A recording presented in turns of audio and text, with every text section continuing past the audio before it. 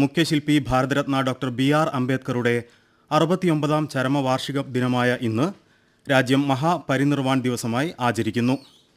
രാഷ്ട്രനിർമ്മാണത്തിൽ doctor അംബേദ്കറുടെ സംഭാവനകൾ ഉയർത്തിക്കാട്ടുന്നതിന് രാജ്യത്ത് നിരവധി പരിപാടികൾ സംഘടിപ്പിക്കുന്നുണ്ട്. രാഷ്ട്രപതി ദ്രൗപദി മുർമു, ഉപരാഷ്ട്രപതി ജഗ്ദീപ് ധൻകർ, പ്രധാനമന്ത്രി നരേന്ദ്രമോദി, ലോക്സഭാ സ്പീക്കർ ഓം ബിർള എന്നിവർ ന്യൂഡൽഹിയിലെ പാർലമെന്റ് ഹൌസ് സമുച്ചയത്തിലെ പ്രേരണ സ്ഥലത്ത് അംബേദ്കറിന് പുഷ്പാർച്ചന നടത്തി. മുൻ രാഷ്ട്രപതി രാംനാഥ് കോവിന്ദ്, കോൺഗ്രസ് അധ്യക്ഷൻ മല്ലികാർജ്ജുൻ ഖാർഗെ, മറ്റ് പാർലമെന്റ് അംഗങ്ങൾ തുടങ്ങി നിരവധി പ്രമുഖരും പ്രേരണ സ്ഥലത്ത് പുഷ്പാഞ്ജലി അർപ്പിച്ചു. രാഷ്ട്രപതി ദ്രൗപദി മുർമു ഭുവനേശ്വറിൽ ഡോക്ടർ ബി.ആർ. അംബേദ്കർക്ക് പുഷ്പാഞ്ജലി അർപ്പിച്ചു. AG സ്ക്വയറിലെ അംബേദ്കർ പ്രതിമയിലാണ് രാഷ്ട്രപതി പുഷ്പാർച്ചന നടത്തിയത്. സമത്വത്തിനും ജാതി വിവേചനം ഇല്ലാതാക്കുന്നതിനും അംബേദ്കർ നൽകിയ സംഭാവനകളെ രാഷ്ട്രപതി അനുസ്മരിച്ചു. 5 ദിവസത്തെ ഒഡീഷ സന്ദർശനം തുടരുന്ന രാഷ്ട്രപതി ഉച്ചകഴിഞ്ഞ് അവരുടെ ജന്മസ്ഥലമായ മയൂർഭഞ്ച് ജില്ലയിലെ ഉബർബെഡ സന്ദർശിക്കും. ഇന്നും നാളെയും മയൂർഭഞ്ച് ജില്ലയിലെ നിരവധി പരിപാടികളിൽ രാഷ്ട്രപതി പങ്കെടുക്കും. Doctor BR. അംബേദ്കറുടെ 68ാമത് ചരമവാർഷിക ദിനത്തിന്റെ ഭാഗമായി നിയമസഭാ സമുച്ചയത്തിലെ അംബേദ്കർ പ്രതിമയിൽ സ്പീക്കർ AN ഷംസീർ പുഷ്പാർച്ചന നടത്തി. വാച്ച് ആൻഡ് വാർഡ് നൽകിയ ഗാർഡ് ഓഫ് ഓണർ പരിശോധിച്ച ശേഷം സ്പീക്കർ അംബേദ്കർ പ്രതിമയ്ക്ക് മുന്നിലെത്തി പുഷ്പാർച്ചന നടത്തുകയായിരുന്നു. നിയമസഭാ സെക്രട്ടറിയും മറ്റ് ഉന്നത ഉദ്യോഗസ്ഥരും അനുഗമിച്ചു. പ്രധാനമന്ത്രി നരേന്ദ്രമോദി ന്യൂഡൽഹിയിലെ ഭാരത് മണ്ഡപത്തിൽ അഷ്ടലക്ഷ്മി മഹോത്സവം ഇന്ന് ഉദ്ഘാടനം ചെയ്യും. 8 വടക്കു കിഴക്കൻ സംസ്ഥാനങ്ങളിലെ സംസ്കാരം, തുണി വ്യവസായം, കരകൗശല വസ്തുക്കൾ, വിനോദസഞ്ചാര സാധ്യതകൾ, അതുല്യമായ ഉൽപ്പന്നങ്ങൾ എന്നിവ 3 ദിവസത്തെ ഉത്സവത്തിൽ പ്രദർശിപ്പിക്കും. 8 വടക്കു കിഴക്കൻ സംസ്ഥാനങ്ങളിൽ നിന്ന് പ്രചോദനം ഉൾക്കൊണ്ടാണ് ഈ ഉത്സവത്തെ അഷ്ടലക്ഷ്മി എന്നറിയപ്പെടുന്നത്. വടക്കു കിഴക്കൻ മേഖലയിലെ കരകൗശല തൊഴിലാളികൾക്കും നെയ്ത്തുകാർക്കും വ്യവസായ സംരംഭകർക്കും പുതിയ അവസരങ്ങൾ സൃഷ്ടിക്കാൻ മഹോത്സവം സഹായകമാകും എന്നാണ് വിലയിരുത്തൽ. ക്ഷയരോഗം മൂലമുണ്ടാകുന്ന മരണങ്ങളും മറ്റു വെല്ലുവിളികളും നിയന്ത്രിക്കുന്നതിന് രാജ്യത്ത് 100 ദിവസത്തെ ബൃഹത് ക്യാമ്പയിന് നാളെ തുടക്കമാകും. കേന്ദ്രമന്ത്രി JP നദ്ദ ഹരിയാനയിൽ ക്യാമ്പയിൻ ഉദ്ഘാടനം ചെയ്യും. 33 സംസ്ഥാനങ്ങളിലെയും കേന്ദ്രഭരണ പ്രദേശങ്ങളിലെയും 347 ജില്ലകളിൽ പദ്ധതി നടപ്പിലാക്കും. രോഗം കണ്ടെത്തുന്നതിന് പരിശോധനകൾ വർദ്ധിപ്പിക്കുക, ദുർബല വിഭാഗങ്ങൾക്കിടയിൽ കൂടുതൽ പരിശോധന നടത്തുക, ഉയർന്ന അപകട സാധ്യത നേരിടുന്ന വ്യക്തികൾക്ക് പ്രത്യേക പരിചരണം നൽകുക, കൂടുതൽ പേർക്ക് പോഷകാഹാര പിന്തുണ നൽകുക തുടങ്ങിയവയാണ് ക്യാമ്പയിനിന്റെ ഭാഗമായി നടത്തുന്ന പ്രധാന പ്രവർത്തനങ്ങൾ. ഇന്ത്യയും ജപ്പാനും തമ്മിൽ അർദ്ധചാലക സഹകരണത്തിന്റെ വർദ്ധിച്ചുവരുന്ന പ്രാധാന്യം വിദേശകാര്യമന്ത്രി ഡോക്ടർ S. ജയശങ്കർ എടുത്തു പറഞ്ഞു. ന്യൂഡൽഹിയിൽ ഇന്ത്യ ജപ്പാൻ ഫോറം ഉദ്ഘാടന പരിപാടിയിൽ പങ്കെടുക്കുകയായിരുന്നു ജയശങ്കർ. കേന്ദ്ര യുവജനകാര്യ കായിക മന്ത്രാലയം സംഘടിപ്പിക്കുന്ന ദേശീയ യുവജനോത്സവത്തിന്റെ ഭാഗമായ വികസിത് ഭാരത് യുവ നേതൃസംവാദത്തിലേക്ക് അപേക്ഷ സമർപ്പിക്കുന്നതിന് സമയപരിധി അടുത്ത ചൊവ്വാഴ്ച വരെ നീട്ടി. ആദ്യ സമയപരിധി ഇന്നലെ അവസാനിച്ചിരുന്നു. മേര യുവഭാരത് പ്ലാറ്റ്ഫോമിൽ സംഘടിപ്പിക്കുന്ന ക്വിസ് പരിപാടിയിലൂടെ മത്സരത്തിന്റെ 1ാം ഘട്ടം തുടങ്ങും.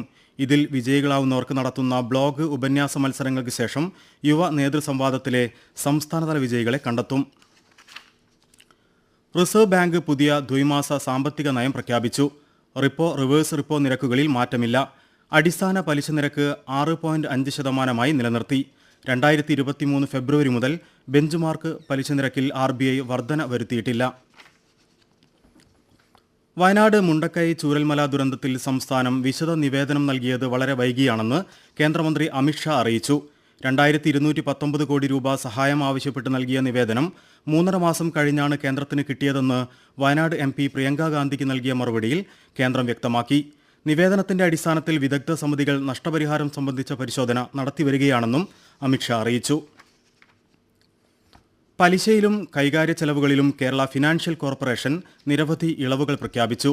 നടപ്പ് സാമ്പത്തിക വർഷം 4750 കോടി രൂപയുടെ വായ്പ നൽകി സംസ്ഥാനത്തെ സാമ്പത്തിക വ്യാവസായിക വളർച്ച ത്വരിതഗതിയിലാക്കുക എന്ന ലക്ഷ്യത്തോടെ 2025 ഫെബ്രുവരി 5 വരെ 2 മാസം നീളുന്ന പ്രത്യേക ക്യാമ്പയിൻ ആരംഭിച്ചതായി മന്ത്രി KN ബാലഗോപാൽ അറിയിച്ചു. ഈ കാലയളവിൽ വായ്പ കൈകാര്യ ചെലവുകളിൽ ഉപഭോക്താക്കൾക്ക് 50% ഇളവ് ലഭിക്കും. 2025 മാർച്ച് 31 മുമ്പ് അനുവദിക്കുന്ന വായ്പകൾക്കായിരിക്കും ഇളവ്.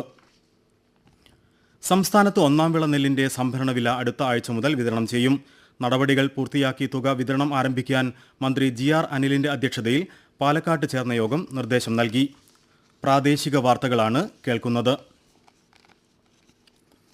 സന്നിധാനം, പമ്പ, നിലയ്ക്കൽ എന്നിവിടങ്ങളിൽ നിന്ന് വിശുദ്ധി സേനയും ദേവസ്വം ബോർഡിന്റെ പവിത്രം ശബരിമലയും ചേർന്ന് 1500 ലോഡിലേറെ മാലിന്യം നീക്കം ചെയ്തു. ശബരിമലയിൽ ആരും അനുവദിച്ചതിൽ കൂടുതൽ ദിവസം തങ്ങുന്നില്ലെന്ന് ഉറപ്പാക്കണമെന്ന് ഹൈക്കോടതി നിർദ്ദേശം നൽകി. ഡോണർ മുറികൾ ബുക്ക് ചെയ്യാനാകുമെന്ന് വെർച്വൽ ക്യൂ പ്ലാറ്റ്ഫോമിലും ദേവസ്വം വെബ്സൈറ്റിലും പ്രസിദ്ധീകരിക്കണമെന്നും കോടതി ആവശ്യപ്പെട്ടു. മണ്ഡലകാലത്തും മാസപൂജയ്ക്കും നട തുറക്കുന്ന ദിവസങ്ങളിലെല്ലാം ചിലർ ശബരിമലയിൽ തങ്ങുന്നുണ്ടെന്ന സ്പെഷ്യൽ കമ്മീഷണറുടെ റിപ്പോർട്ടിനെ തുടർന്ന് കോടതി സ്വമേധയാ എടുത്ത ഹർജിയിലായിരുന്നു നിർദ്ദേശം. India Australia border Gavaskar trophy രണ്ടാം ക്രിക്കറ്റ് ടെസ്റ്റിൽ ഒടുവിൽ റിപ്പോർട്ട് കിട്ടുമ്പോൾ ഇന്ത്യ 4 വിക്കറ്റിന് 86 റൺസ് എടുത്തു. ടോസ് നേടിയ ഇന്ത്യ ബാറ്റിംഗ് തിരഞ്ഞെടുക്കുകയായിരുന്നു. അടുത്ത വർഷം നടക്കാനിരിക്കുന്ന WTC ചാമ്പ്യൻഷിപ്പിൽ ഫൈനൽ സ്ഥാനം ഉറപ്പാക്കാൻ ഇന്ത്യക്ക് രണ്ടാം ടെസ്റ്റിലെ വിജയം നിർണായകമാണ്. ISL ഫുട്ബോളിൽ ഇന്ന് പഞ്ചാബ് FC മുഹമ്മദൻ SCയെ നേരിടും. രാത്രി 7:30 ന്യൂഡൽഹി ജവഹർലാൽ നെഹ്റു സ്റ്റേഡിയത്തിലാണ് മത്സരം.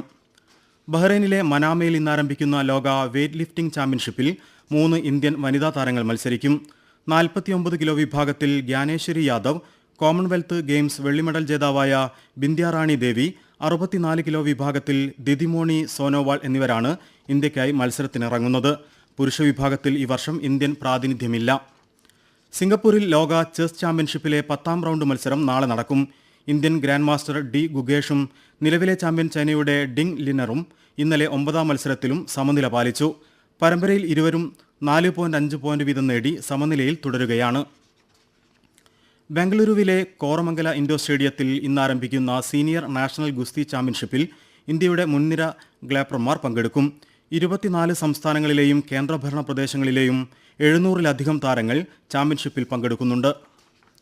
കായിക വകുപ്പ് നടപ്പാക്കുന്ന സ്പോർട്സ് കേന്ദ്രങ്ങളിൽ ആദ്യത്തേത് ഏപ്രിൽ ആദ്യവാരം തലശ്ശേരിയിൽ പ്രവർത്തനം ആരംഭിക്കും. തലശ്ശേരി മണ്ഡലത്തിലെ കായിക വകുപ്പുമായി ബന്ധപ്പെട്ട പ്രവൃത്തികളുടെ പുരോഗതി വിലയിരുത്തുന്നതിനായി മന്ത്രി വി അബ്ദുറഹ്മാനുമായി സ്പീക്കർ AN ഷംസീർ നിയമസഭാ ചേംബറിൽ നടത്തിയ കൂടിക്കാഴ്ചയിലാണ് തീരുമാനം. പ്രധാന വാർത്തകൾ വീണ്ടും. ഭരണഘടനാ മുഖ്യശില്പി ഭാരതരത്ന ഡോക്ടർ BR അംബേദ്കറുടെ 69ാം ചരമവാർഷിക ദിനമായ ഇന്ന് രാജ്യം മഹാപരിനിർവാൺ ദിവസമായി ആചരിക്കുന്നു. രാഷ്ട്രപതി ദ്രൗപദി മുർമു ഭുവനേശ്വറിൽ ഡോക്ടർ BR അംബേദ്കർക്ക് പുഷ്പാഞ്ജലി അർപ്പിച്ചു. പ്രധാനമന്ത്രി നരേന്ദ്രമോദി ന്യൂഡൽഹിയിലെ ഭാരത് മണ്ഡപത്തിൽ അഷ്ടലക്ഷ്മി മഹോത്സവം ഇന്ന് ഉദ്ഘാടനം ചെയ്യും. റിസർവ് ബാങ്ക് പുതിയ ദ്വൈമാസ സാമ്പത്തിക നയം പ്രഖ്യാപിച്ചു. റിപ്പോ, റിവേഴ്സ് റിപ്പോ നിരക്കുകളിൽ മാറ്റമില്ല. വയനാട് മുണ്ടക്കൈ ചൂരൽമല ദുരന്തത്തിൽ സംസ്ഥാനം വിശദ നിവേദനം നൽകിയത് വളരെ വൈകിയാണെന്ന് കേന്ദ്രമന്ത്രി Amit Shah. India Australia border Gavaskar trophy രണ്ടാം ക്രിക്കറ്റ് ടെസ്റ്റിൽ ഇന്ത്യ ബാറ്റിംഗ് ആരംഭിച്ചു. ആകാശവാണി വാർത്തകളും വാർത്താധിഷ്ഠിത പരിപാടികളും all India radio news Calicut എന്ന യൂട്യൂബ് ചാനലിൽ ലഭ്യമാണ്. കൂടുതൽ വാർത്തകൾക്കായി all India radio news Calicut എന്ന ഫേസ്ബുക്ക് പേജും @ARnews_കാലിക്കറ്റ് എന്ന ട്വിറ്റർ ഹാൻഡിലും സന്ദർശിക്കുക. അടുത്ത വാർത്താ ബുള്ളറ്റിൻ 12:50-ന്.